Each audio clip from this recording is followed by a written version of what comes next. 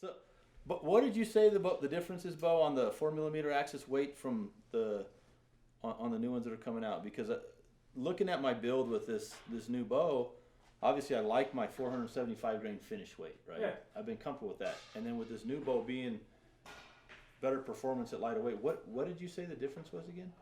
Grain, do you remember what the grain sprint? You shoot a 300, right? Yeah.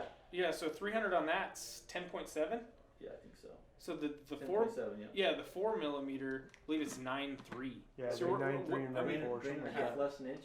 Oh yeah. Yep. Yeah. So then I'll be looking at 40 grains lighter potentially with that, assuming similar Just components. shaft weight, yeah. But what are the components? Do you remember what the outserts are going to be The on half that? out? Yeah.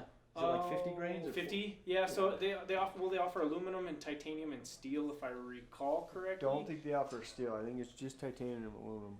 Titanium and aluminum. Possible, but I do know the heaviest option right now I think is 50. I think you're right. Or at least what it comes with is 50. I think it comes with 50. I'm just really kicking around the idea of getting in that 450, 460 range, picking up my speed a little bit more. Like you need to pick up more speed. I don't. Hey, well, but this bow, honestly, I don't. Right, but whether it's in that 280 to 285 range, I can't tell you the last time I hunted with a bow that was in the 290s. I can't tell you, right? Okay. I don't remember. Sure. I don't know when it was. You could go, if you don't go with the half out, you could go with the hit. Well, you can still run the deep six hit insert at 20 grains. That's a 20 grain or you steel can get hit creative insert. like you do and just glue one in there like you always do. Glue in the back just to add 20 grain. I've been liking those Muzzy broadheads though, so I think I probably want to stick with those. The HB. The hybrids. Car HBs. And that's where I'm just kicking. I'm curious because I don't know, man. I mean, this build there's nothing wrong with this. Most of us. Right. I build the same arrow next year. I burned my brain up doing it.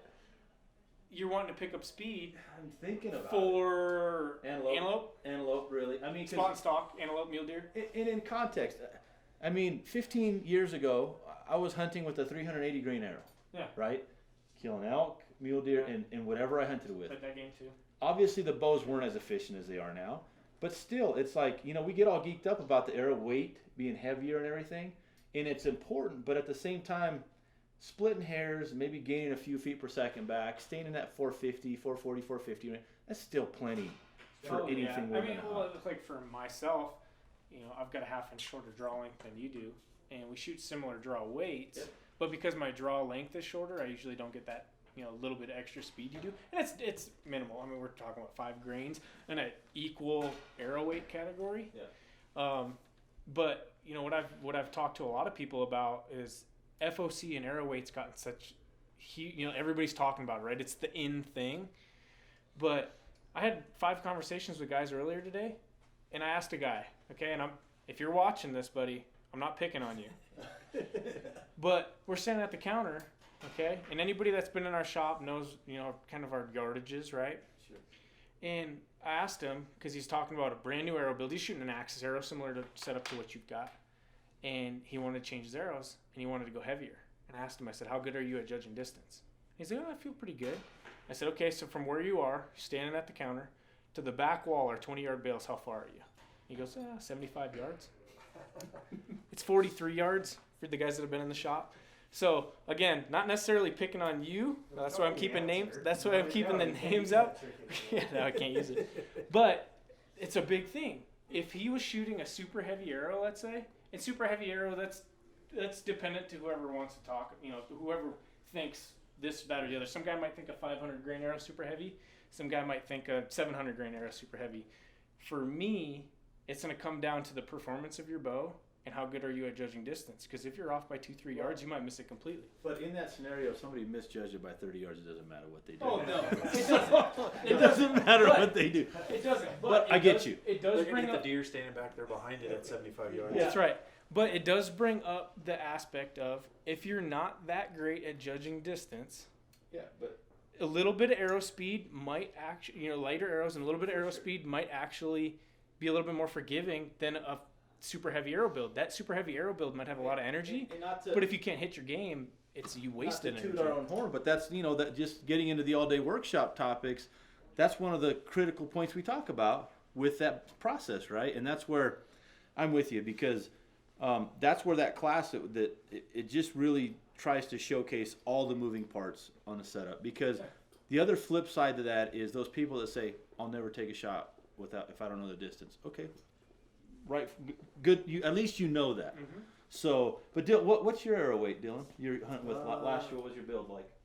487 grains, and Okay. it's been that way for. What's your draw length? Yeah, poundage and draw length. My poundage, I'm shooting 71 to 69, depending on how it works out. Draw length, I'm shooting 31 and a quarter on the bow right now. 31 and a quarter. True length. True length? True length, 31 and a quarter, right? That's Yes. what your bow's actually pulling? Yes. Because there's a difference between... 31 probably is pulling a little bit long. Is that where it is, or is it shit? You have it short? It's a 32, and then we have the modified. Oh, got it. I got modified stops. Okay, you got shorts. Okay, so then, Dylan, so what kind of speed are you doing with that setup? 293? 297? 296. 296. Yeah. So there again. But my other thing I have with that too is I can't do a lot of weight up front, because if I do a lot of weight up front, I can't get broadheads to fly very well. Because your arrow act's too weak? No matter what we do to tune it to get it all set up, it won't fly properly. As soon as I take the weight off the front, I start changing that around. They start drilling behind each other and they start hitting like they're supposed to. So... Let's back up one step there of what's king. What's king in archery? Accuracy, right? I mean, you hit a deer, an elk, or anything in the right spot, it's going to do the job. But we're playing with these heavier arrows because we're playing with a lot more variables. We're playing with the hunting world. We're playing with bones. We're playing with everything else, you know. So You're preparing for a worst case scenario. Right. That's what we're preparing for, right? Yep. And I think it's a good approach. It's the safe approach, because if you do have a worst case scenario impact, if you hit a shoulder, a blade, whatever bone, and or having more energy, momentum to drive through the target, you get 2 holes instead of 1. You know, assuming those are the outcomes. But that's where it's because you long draw length guy, you have the ability realistically to shoot a 550, 600 grain arrow and still do decent speeds with it, right? Well, the year before I was shooting a 511 grain kinetic. I shot it, I was doing 288 Yeah, I'm shooting on speed. I'm shooting like 240.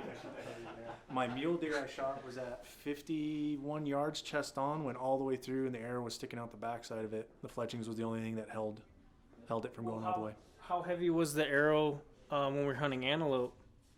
You had that frontal shot, 62, 63 yards? That was the 487 grain arrow. Because that was through and through. I mean, Yep. we're endoed that thing, in and out. Well, the elk front did to the same back. thing, Yeah. from the back to the front. And it's splitting hairs, obviously, right? Because at the end of the day, we're setting up women and kids at 40 pounds, 45 pounds, and obviously they don't have all the distance, the range, the options. But interesting, it's just always that tinkering factor, right? With the different Even options though we can do. Your setup too helps That's out it. a lot. The thing that I like to note, though, Dylan was just talking about when he runs a lot of weight up front, he couldn't get his broadheads to fly. Well, when you talk to somebody about long range accuracy, what's the first thing they come up with? FOC. In his instance, he's reducing FOC. What do you got against FOC, bro? Hey, man, I don't measure it. I don't personally measure FOC. Like Braden said earlier, what's king? Accuracy is king. But in his instance, he got better accuracy decreasing his FOC, Yeah. which Just most because of people the would say spine. doesn't make sense. It is It's because of because the of the spine. spine of the arrow. It's where you're at on the spectrum, you know. It's where he's. I mean, the other option is you go to a heavier spine. Well, then your arrow weight skyrockets, and there's then not too many heavier spines you can. Yeah, shoot. you couldn't There's go not to too many with- arrows you can choose right. I would have to go to a target arrow, and then I'd have to have custom inserts Yeah. made, and then there's going to be more wind drag on it, and it's not going to shoot. So then you end up increasing other variables for wind drift and the complications of getting components. So at that point, it doesn't make sense. But it goes back to kind of what we were talking about before, and what you've mentioned is we always end up pretty close in our setups because we've done this so much, and because bringing that accuracy component back into it, we all know, depending on the bow we're shooting out of, we kind of know what arrow weight we want to be at because we kind of know what trajectory, aka speed, we want to be at.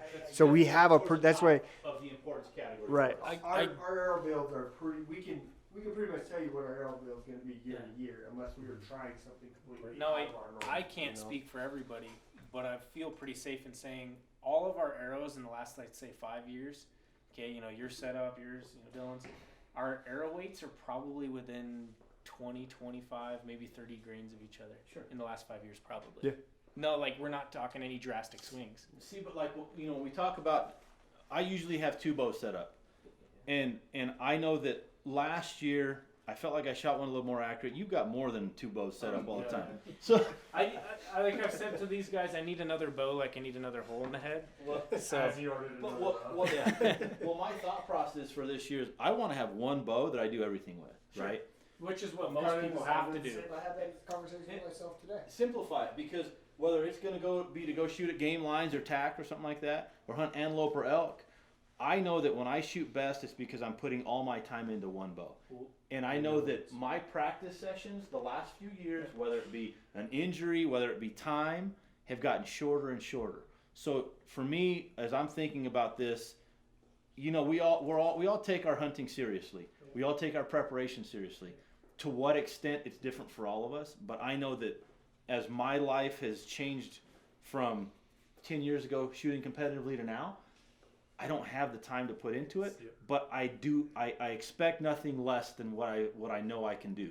So that being said, that's where I'm considering one build for everything, and I know that 450, 440, 450, 475, whatever it is, it's close, but I'm just trying to dial it in. Yeah. It's well, in your instance, talking about one bow, it's like the old analogy. I always fear a man with one gun. Yeah. Because he's really good with that one Right. gun. Right. And that's what you're doing is you're putting more time behind one setup with a really good arrow build that's gonna work flawless kind of throughout the board. Well, That you know what your sight is, you know what your bow's gonna do. Arrow You're very trajectory, confident. That's You- it. The confidence is king again. Yeah, that's big Confidence is confidence key. on that when you shoot that bow a lot. You just know. Accuracy, what it's gonna do. Hey, that's a new T-shirt. Accuracy is paramount, and confidence is king, right? Yep. Shit, see, we're doing marketing Right stuff. now, here. right Didn't now. even know it. Remember that one. Yeah. We'll remember Well, that one. we've got it on film. Oh, we got it on film. Coming We'll soon. remember it. We'll All right. remember Well, that no, interesting. I mean, fun to kick around the topics, right? Because as we're getting started this time of year, we always usually kind of thinking about new things. So fun to talk about. We'll keep kicking around other topics as well as to what we get into if we change some stuff. But yeah, see how it goes. Yeah, let it rip. I'm gonna give all sorts of new arrows out there, so we got all sorts of stuff to play with. Yep.